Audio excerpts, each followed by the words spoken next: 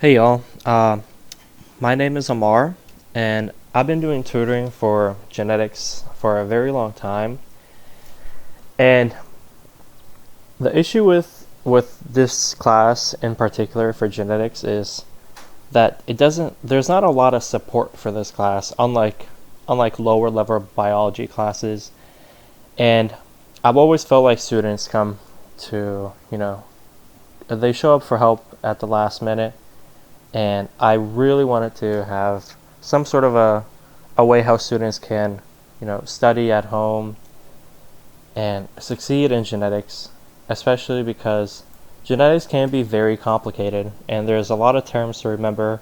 There's a lot of mathematics to understand how some patterns work and how to solve other problems as well.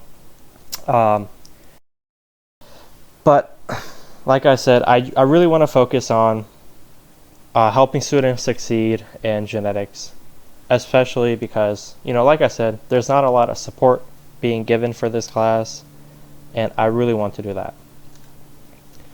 And I wanted to begin with sort of like the introduction to the genetics. And the question will be, what is genetics?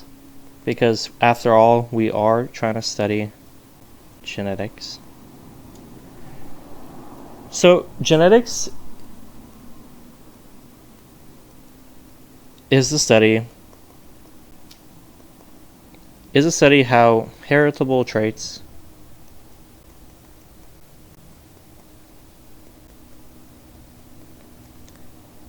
are transmitted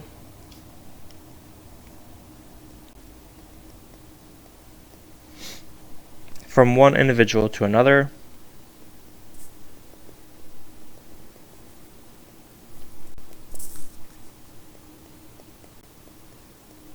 over a longer period of time.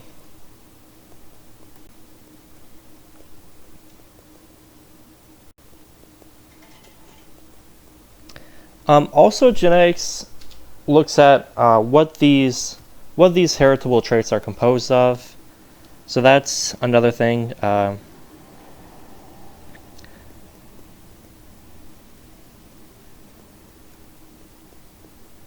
So we're trying to look at what these heritable traits are made out of, where they're located, and how do they interact with other biological aspects to give you an individual.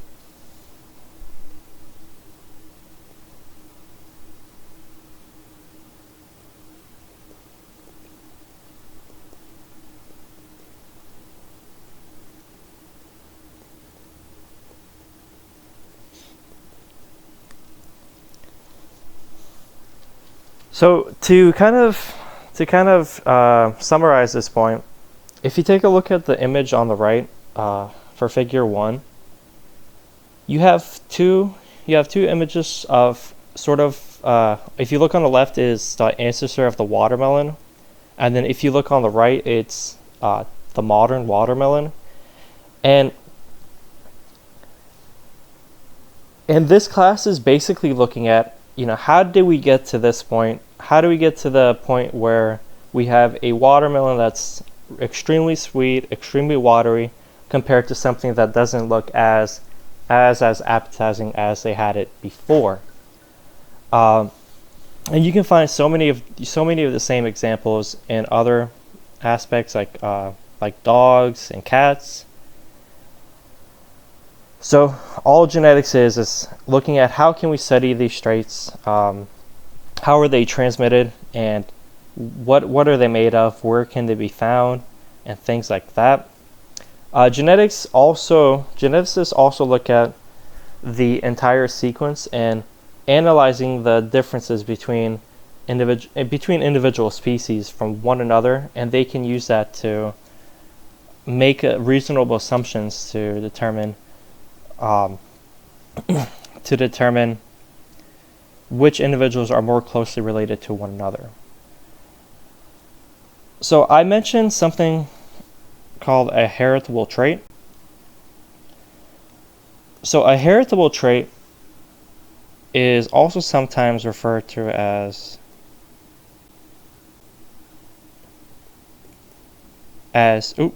a gene. So, and I'm sure you probably already heard this a million times, but a gene is simply a sequence of DNA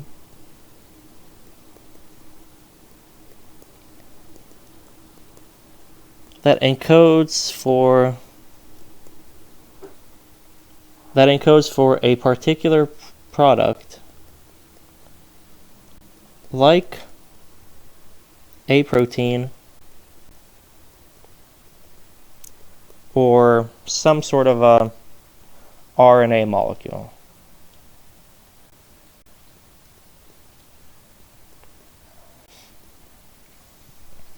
And basically, these genes are passed on from individual to their offspring, and they will contain that gene of interest.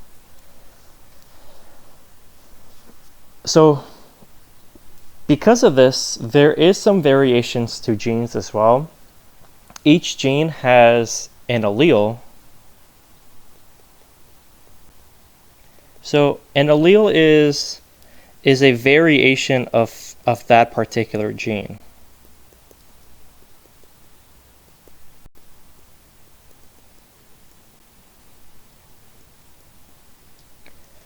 So, the way how you can think about this is that if we had a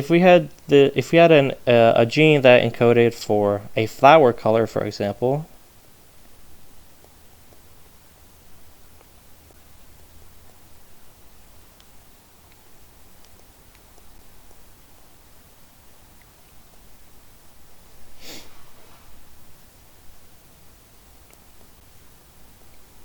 so if we had a gene that encodes for a particular trait, like a flower color, for example, an allele could be like a red flower color,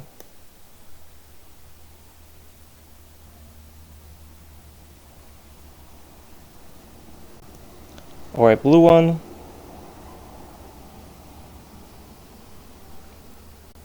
or simply no flower color, as like an albino. So there's many variations that you can find for a particular trait, and you can almost find up to not just typically in some problems you've always seen it as 2 alleles per gene, but you're always going to find a lot more alleles for a gene that encode for a variety of different phenotypes for a trait. So I've mentioned a phenotype right now.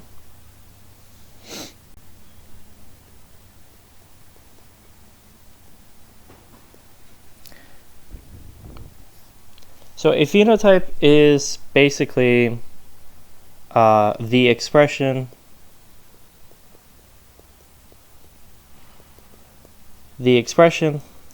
of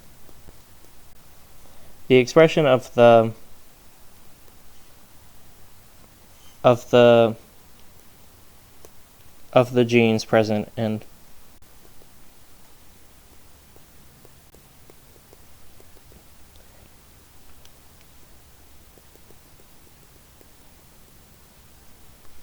So the phenotype is the expression of the genes present in an individual.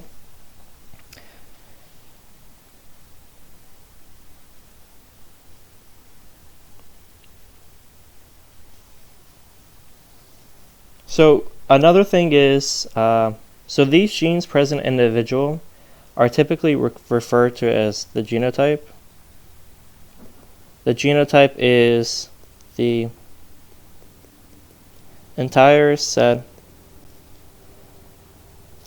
of alleles for a trait.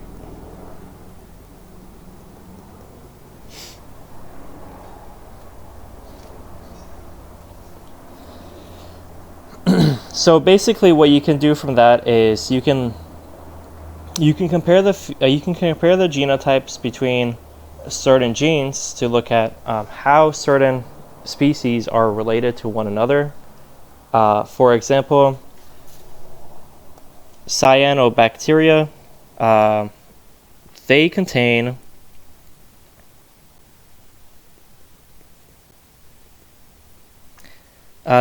the ability to use sunlight